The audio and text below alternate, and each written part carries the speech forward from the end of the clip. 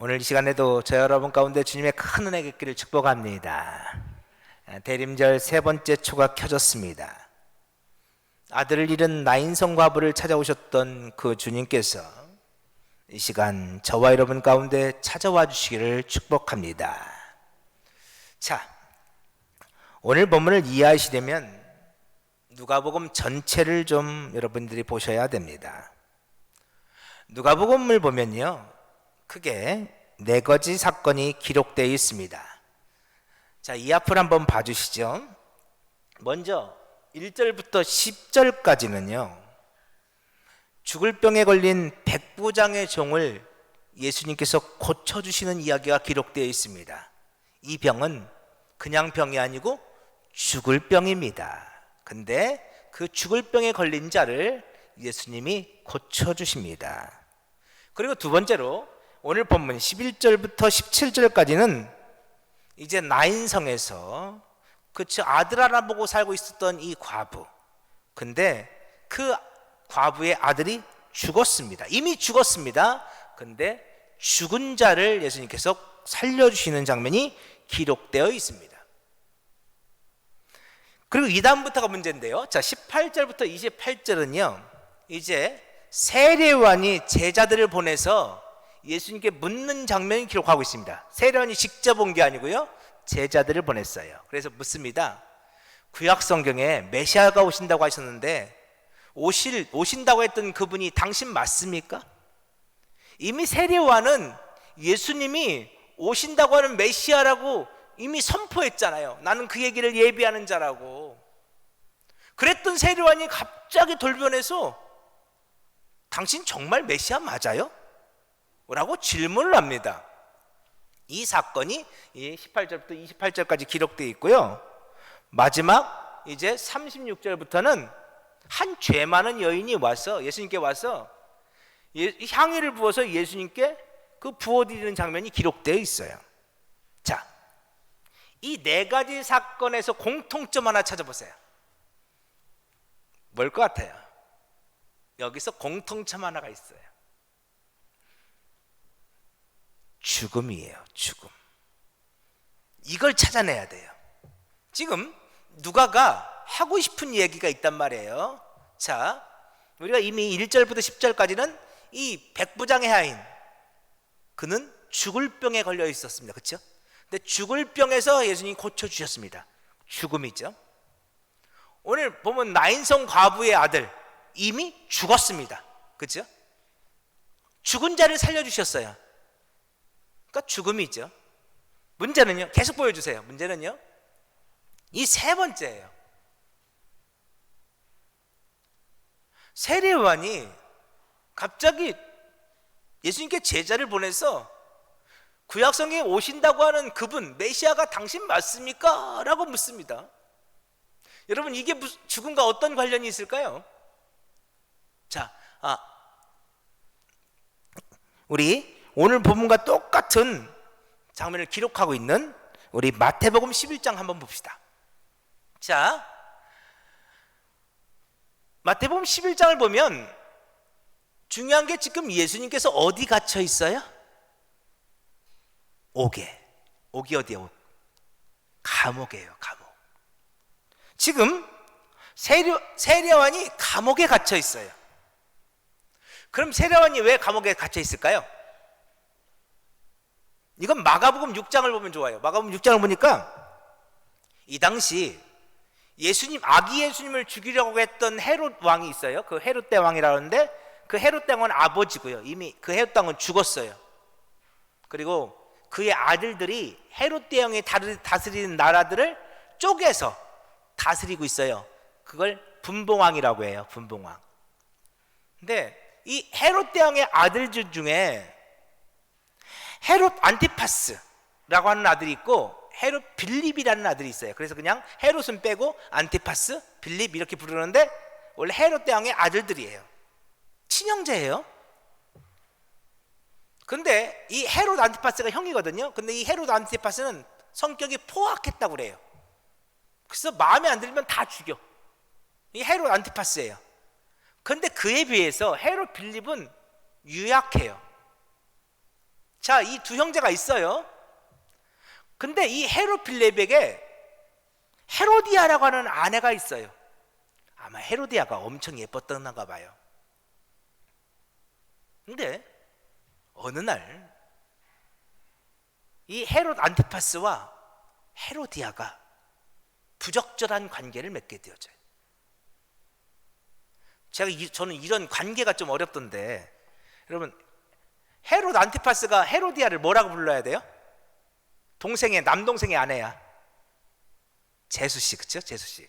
이건 좀 쉬워요, 그쵸? 근데 그 다음이 어려워요. 그럼 이 헤로디아는 그 남편의 형이잖아요. 남편의 형. 뭐라고 불러야 돼요? 제가 이거 헷갈려가지고 찾아봤잖아. 아주버니라고 불러야 된다고 그래요. 아주버니, 그쵸? 그러니까 지금 이 헤롯 안티파스와 헤로디아는 아주버니와 제수씨의 관계예요. 그런데 둘이 부적절한 방법으로 한 거예요. 그런데도 이 헤로디아의 남편 헤롯 빌립은 형이 무서워서 한마디도 못해요. 그러자 이제 헤롯 안티파스가 이제 점점 더 대담해졌어요. 그래서 아예 헤로디아를 데려다가 둘이 결혼을 해버려요. 자기 동생의 아내인데. 그런데도 아무도 말아가지 않아요. 왜? 헤롯 안티파스가 무서우니까. 그런데 이때 짜잔, 누가 등장해요? 세례요한이 등장하는 거예요. 그래서 마가복음 6장 17절 보면 이 세례요한이 이 헤롯 안티파스의 잘못을 지적을 했던 거예요. 당신의 동생의 아내 헤로디아와 결혼했던 것은 이건 절단코 옳지 않습니다. 담대하게 세례요한은 헤롯 안티파스의 죄를 지적했어요. 그리고 그 결과 세례요한은 옥에 갇혔죠. 근데요, 옥에 갇히는 게 문제가 아니에요. 이제 헤롯 안티파스와 헤로디아가 세례요한에게 악한 마음을 품었죠. 내가 저 세례요한을 반드시 죽이리라. 그들은 그렇게 세례요한을 지금 잡아 죽이려 하고 있어요. 그리고요, 실제로 며칠 되지 않아 세례요한은 이 헤롯 안티파스와 헤로디아에게 목이 베어 죽임을 당합니다.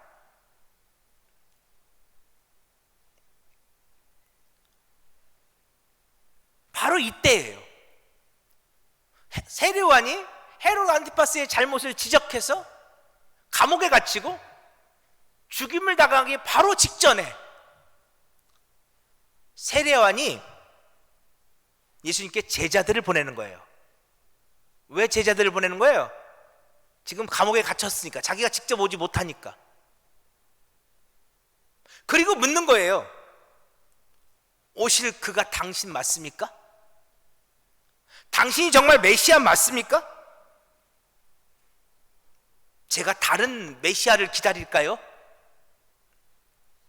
여러분, 세례요한이 왜 이렇게 질문할까요? 이런 거죠. 세례요한은 예수님이 구약 성경에 이사야서에 예언되어 있던 메시아라고 믿었어요. 근데 세례요한에겐 또 다른 믿음이 있었어요. 내가 주의 길을 예비하고, 내가 복음을 전하고, 내가 예수님을 위해서 헌신하고, 내가 메시아의 길을 예비하면 하나님께서 나를 축복해 주시겠지. 내가 이렇게 헌신하면 하나님이 책임져 주시겠지. 여러분, 우리 그렇잖아요? 우리에게도 그런 마음들 있잖아요. 내가 어젯밤에 눈이 펄펄 왔는데도, 이 아침에 길도 미끄러운데도 내가 그래도 주일날 예배당에 가서 예배 드리고, 내가 기도하고, 내가 주님께서 주신 사명 감당하고, 내가 최선을 다해서 예수님을 섬기면 주님께서 날 책임져 주시고 축복해 주시겠지. 다 그런 마음들이 있잖아요. 이게 세례 안에 있었던 마음이라고요. 저분이 진짜 메시아라면 나를 이 감옥에서 끄집어 주시겠지. 저가 진짜로 메시아라면 날 죽지 않게 막아주시겠지. 그런데 현실은 안 그래요. 죽게 생겼어요. 헤롯 안티파스가 세례요한을 죽이려고 해요. 그리고 실제로 며칠 후에 세례요한이 그렇게 죽어요. 그러니까 지금 세례요한이 예수님께 제자들을 보내서 묻는 거예요. 정말 당신 메시아 맞아요? 당신이 메시아라는데 내가 왜 죽어야 돼요? 당신이 나 좀 여기서 끄집어내 주시면 안 돼요?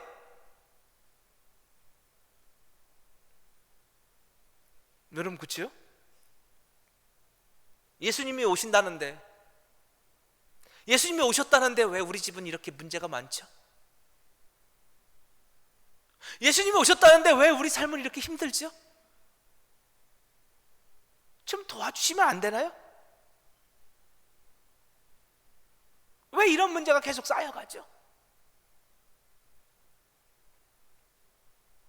그래서 우리는 하나님께, 예수님께 질문하죠. 당신 정말로 살아계신 건 맞아요? 당신 정말로 우리의 구원자 맞아요? 당신 정말로 나를 사랑하는 건 맞아요? 그죠? 우리 안에 그런 질문이 생길 때가 있잖아요. 그러니까 이 세 번째 사건도 죽음과 관련되어 있는 거 맞죠? 네, 나중에 이 세례요한에 대해서는 또 다른 테마를 정해서 말씀 나눌게요. 그러니까 이 세 번째 사건도 죽음과 관련되어 있다. 다시 한번 그 표 보여주실래요? 네 번째 사건, 한 죄 많은 여인이 예수님께 와서 향유를 부어드리는 사건. 우리 마태복음 26장을 보여주세요. 마태복음 26장을 보면요, 이 사건은 이 여인이 예수님의 장례를 예비하는 사건이라고 예수님께서 직접 이렇게 설명해 주고 계시죠. 그러니까 이 여인이 향유를 부어주는 사건도 죽음과 연관되어 있어요. 자, 다시 그 표요. 그러니까 이 네 가지 사건들 다 뭐와 연관되어 있다? 죽음과 연관되어 있다. 그러니까 오늘 보면 누가복음 7장은 온통 다 무슨 얘기다? 죽음에 관련된 얘기다. 이걸 꼭 기억하시고 오늘 본문을 보셔야 돼요. 그러니까 지금 예수님께서 뭔가를 이야기하고 싶은 거예요. 그런데 그 예수님이 하시고자 하고 싶은 이야기는 다 죽음과 연관이 되어 있어요. 또 하나 있어요. 누가복음은요, 1장부터 6장까지와 6장부터 끝까지가 좀 달라요. 뭐가 다르냐? 6장까지는요, 예수님을 소개할 때 예수가 이렇게 예수님의 이름을 얘기해요. 예수. 6장까지는 예수만 나와요. 그런데요, 7장부터는 이게 좀 달라져요. 자, 오늘 본문 볼까요? 오늘 7장 11절 보면 예수께서라고 나오죠. 예수께서, 그렇죠? 예수가 나와요. 근데 13절 보세요. 주께서 이렇게 나와요. 그러니까 누가복음 7장에 이르러서 처음으로 누가는 예수님을 주라고 불러요. 6장까지는 그런 표현이 없어요.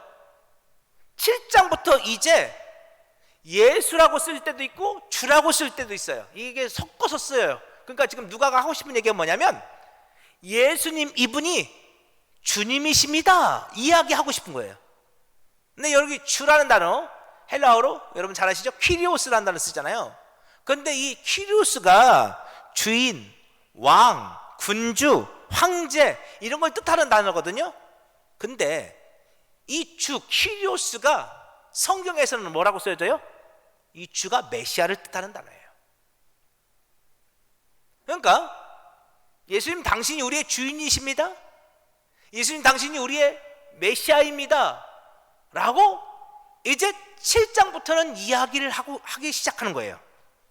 자, 정리해보면요, 누가복음 7장은요 예수님이 누구신지를 우리에게 가르쳐줘요. 우리를 찾아온 예수님, 그분은 어떤 분입니까? 그분은 우리의 주인이십니다. 퀴리오스입니다. 그분은 우리의 구원자, 메시아입니다. 그럼 그분은 우리의 어떤 구원자입니까? 우리를 어디서부터 구원해 줄 메시아입니까? 우리를 사망 권세로부터, 죽음으로부터 구원해 주실 구원자입니다. 그분께서 이 땅에 오신 이유는 우리를 이 죽음에서부터 건져주시기 위해서 오셨습니다. 이 이야기를 하기 위해서 누가복음 7장이 쓰여진 거예요. 그래서 오늘 누가복음 7장은 온통 죽음에 대한 이야기가 기록되어 있고, 이제 누가복음 7장부터 퀴리오스라는 단어가 등장하고 있는 거예요. 그래서 이 누가복음 7장은 이런 핵심을 보고 이렇게 풀어야 되는 거예요. 자, 그러면 조금 더 깊이 오늘 본문으로 오늘 말씀을 좀 들어가 보게 하겠습니다. 자, 그 후에는 예수님께서 가버나움의 백부장의 하인의 병을, 죽을 병이죠, 그걸 고쳐주신 후에요. 그러자 수많은 사람들이 예수님을 따라다니기 시작해요. 표적을 봤거든요. 능력이 나타났거든요. 그러니까 막 사람들이 구름대처럼 쫓아와요. 근데 예수님께서 어디로 가셔요? 나인이라는 성으로 가셔요. 자, 지도 좀 보여주실래요? 한 번만 더 눌러주세요. 자, 한 번만 더 눌러주세요. 안 터요. 여기가 가버나움이라는 곳이에요. 안 눌러지나요? 엔터 한번 눌러주면 해살표 나오는데, 여기가 가버나움이라는 곳이에요. 예수님은 지금 여기서 백부장의 하인의, 죽을 병에 걸린 하인의 병을 고쳐주셨어요.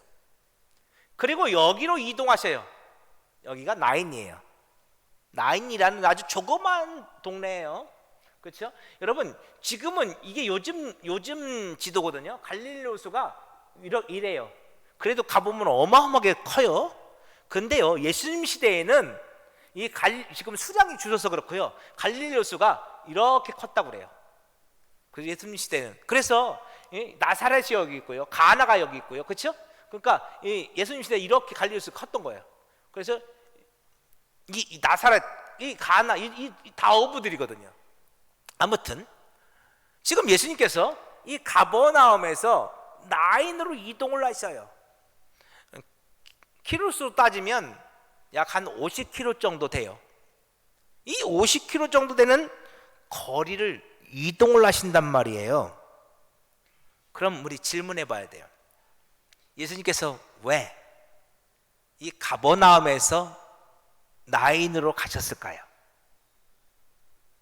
이게 중요해요. 오늘 보면 12절을 보면요, 한 여인이 등장해요. 예수님께서 가버나움에서 나인으로 가신 이유는 바로 이 여인 때문에 그래요.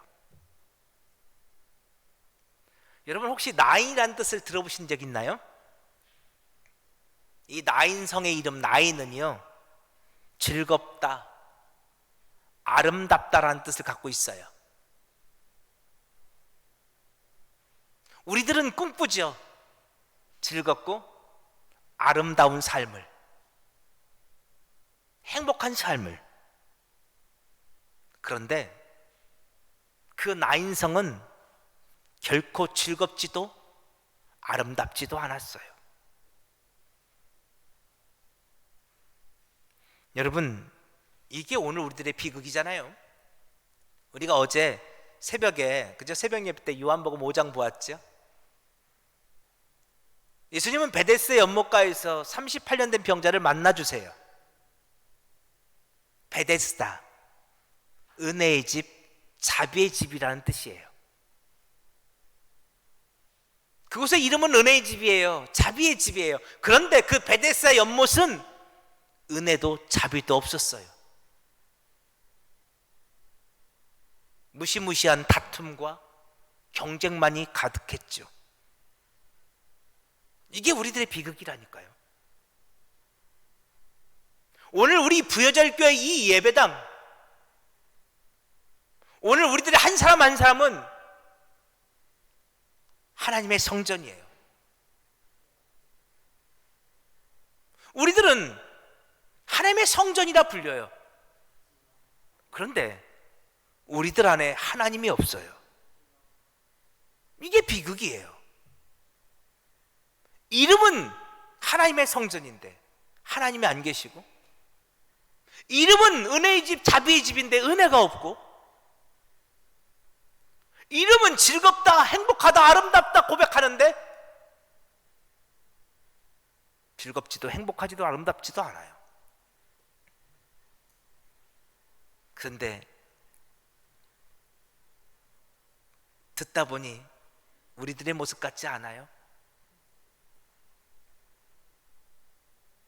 우리들의 삶이 그런 것 같지 않나요?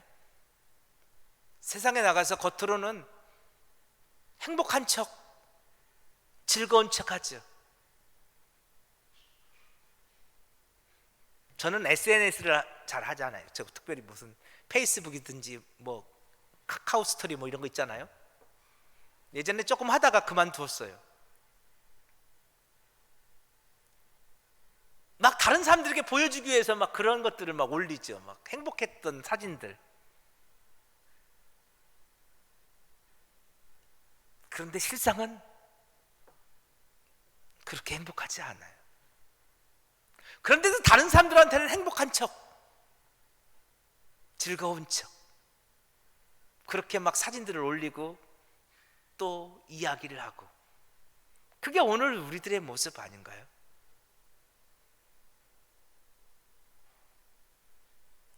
그런데 문제는 이 여인이 그 즐거운 성, 아름다운 성에서 고통하는 이유예요. 이 여인이 왜 울고 있나요?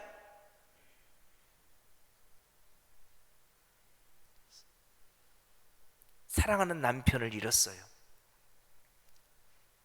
사망이라는 녀석이 찾아와서, 죽음이라는 녀석이 찾아와서 사랑하는 남편을 빼앗아갔어요. 그래도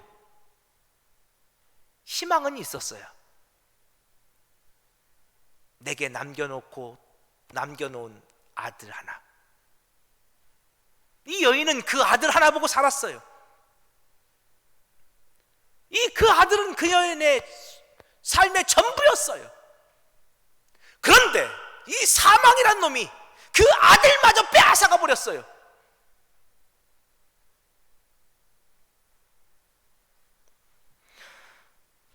너무너무 고통스러웠어요. 아팠어요. 그런데 그녀가 할 수 있는 것은 죽은 아들을 장례하는 것 뿐이었어요. 그녀에게는 아무런 힘도 능력도 없었어요. 그래서 그녀는 울고 있어요. 통곡하며 울고 있어요. 아들의 장례를 치르면서. 그런데 바로 그때 어디선가 음성이 들려왔어요.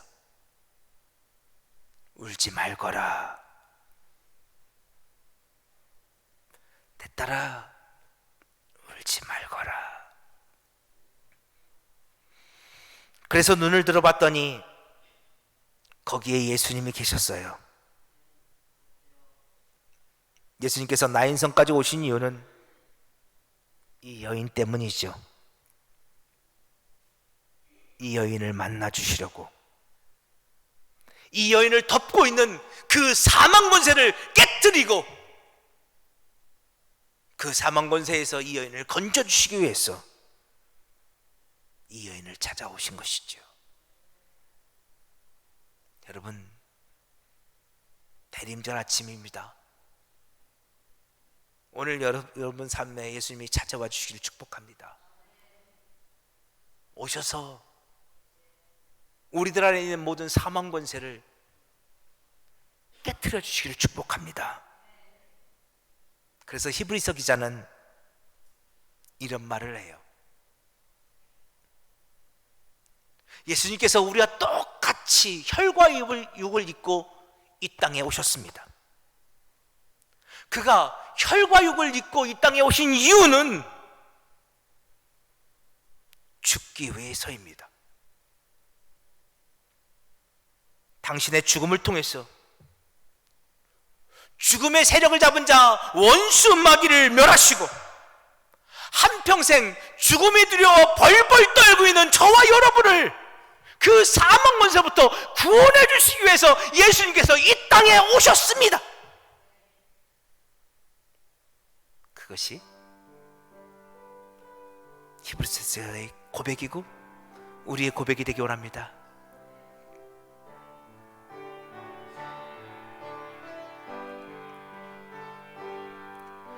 죄악에 썩은 내 육신을 주님이 쓰시려 했네. 죽음의 덫에 걸려있는 몸 주님이 쓰시려 했네.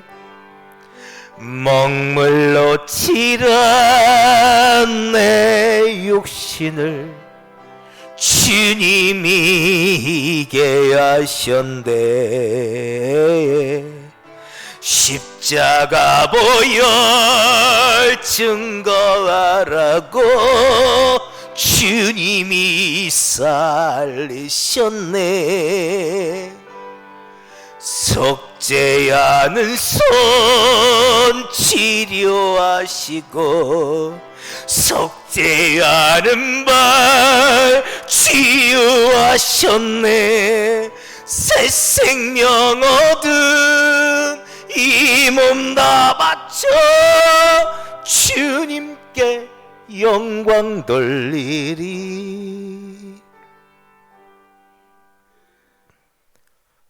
죄악에 썩은 내 육신을 주님이 쓰시려 하셨습니다. 죽음의 덫에 걸려있는 몸, 우리는 다 죽음의 덫에 걸려 있습니다. 누가 있어 이 사망 권세로부터 오늘 우리를 구원해 줄 수 있을까요? 사망이란 놈이 내 사랑하는 남편도, 내 사랑하는 아들도, 내 사랑하는 형제들도 다 빼앗아가는데, 내 생명마저 빼앗아갈 터인데, 그 사망 권세로부터 우리는 어떻게 건짐을 받을 수 있을까요? 자, 다시 오늘 보면 13절 보겠습니다. 예수님께서 그 과부를 불쌍히 여기셨습니다. 여기서 이 불쌍히 여기다라는 단어, 스플랑크 니조마이라는 단어인데요, 기억해 주셨으면 좋겠어요. 이 스플랑크 니조마이는 너무너무 중요한 단어예요. 이 스프랑크 리조마이는요 어떤 거냐면요, 우리 가끔 그런 얘기 쓰죠. 내가 애가 타, 애가 끌어. 여러분, 여기서 말하는 애가 뭐예요? 애가 탄다 할 때, 애가 끓는다 할 때 이 애가 뭐예요? 우리 몸에 있는 창자, 이 장기들을 말해요. 그러니까 애가 탄다는 건 내 몸에 있는 장기들을, 이 창자가 불타는 거예요. 너무너무 고통스러웠어. 창자가 타들어가는 고통을 느끼는 것, 이게 애가 타는 거잖아요. 근데 딱 그게 스프랑크 니조마이예요. 예수님의 애가 타는 거예요. 너무 안타까워서, 너무 불쌍해서. 근데 있잖아요, 우리는 그것뿐이야, 그렇죠? 애가 타면 우리는 그것뿐이야. 정말 안타까워, 어쩌면 좋아. 근데 할 수 있는 방법이 없어요, 그렇죠? 근데 예수님의 스프랑크 니조마이는요 반드시 행동이 유발되어져요. 성경에서 예수님께서 불쌍히 여기시고 불쌍히 여기시고와 단어가 종종 등장하거든요. 근데 예수님은 불쌍히 여기시고 그냥 돌아서는 법이 없어요. 예수님의 스프랑크 니조마이는 반드시 그 뒤에 행동이 수반되어져요. 예를 하나만 들어볼게요. 우리가 너무나 잘 아는 사마리아인의 비유. 이 사마리아인이 강도 만난 자를 봤어요. 그리고 그를 불쌍히 여겼어요. 여러분, 사마리아의 비유는요 선하게 살아라, 착하게 살아라, 어려운 이웃을 보면 도와줘라 이런 말 아니에요. 그거 말씀하시기 위해서 예수님이 말씀하신 게 아니라고요. 여러분, 여기서 보면 선한 사마리아인이 등장하죠. 여러분, 이 선한 사마리아인이 누구를 상징하고 있을까요? 예수님이요. 이 선한 사마리아는 예수님을 상징하고 있어요. 그러면 이 사람이 지금 강도 만났잖아요. 이 강도는 누구를 상징할까요? 강도가 상징하고 있는 게, 이 강도는요 우리를 때리고 죽이는, 우리를 포로 삼고 있는 죄와 사망 권세를 상징하고 있어요. 그러면 그 강도 맞는 자는 누굴까요? 우리들.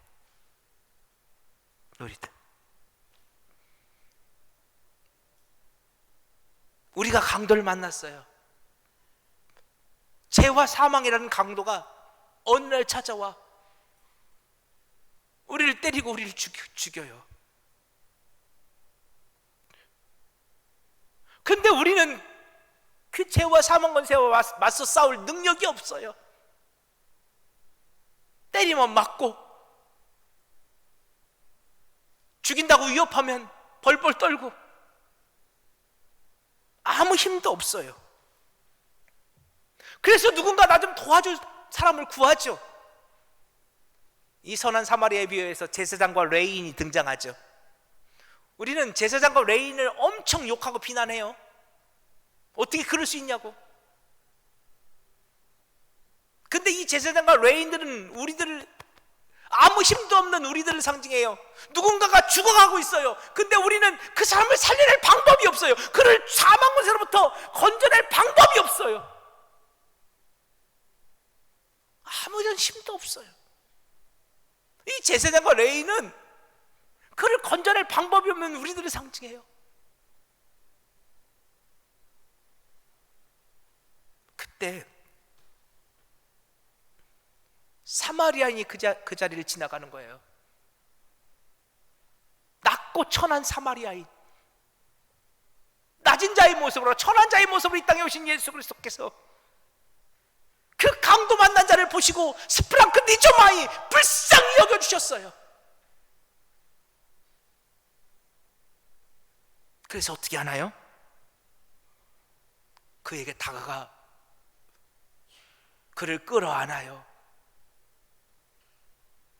그리고 자신에게 있는 기름과 포도주를 그 상처에 붓고 싸매어줘요. 여러분, 기름과 포도주, 요즘 새벽에 요한복음 들으신 분들은 이 말씀이 무슨 말씀인지 아실 거예요. 그 강도 만난 자를 싸매어주고 그를 데리고 주막으로 가서 그를 돌봐주어요. 여러분, 근데 그거 아세요? 피 흘리고 죽어가는 사람은 이미 부정한 자예요. 그 부정한 자를 만지면 만진 사람도 부정하게 되어져요. 그 사마리아인은 그 강도 맞는 자를 살리겠다고 스스로 부정한 자가 되어져요. 그리고 자신의 전부를 주어 그를 살려내죠.